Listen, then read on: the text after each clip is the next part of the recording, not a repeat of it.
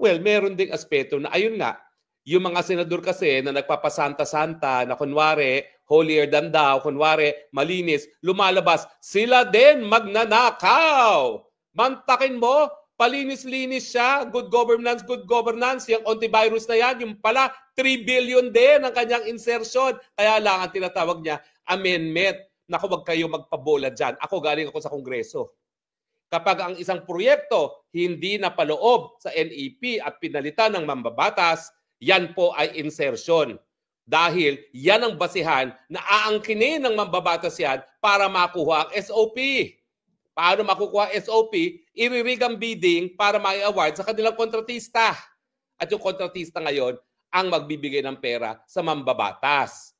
Huy, kadiri ka talaga, antivirus, manigas ka. Yun nga sa talumpati ni Cheese Escudero, ang tumuturo, may 3 daliring nakaturo sa kanya, ikaw 10 daliri. Dahil ikaw, impacta ka talaga. 10 daliri mo, meron ng 3 nakaturo sa iba.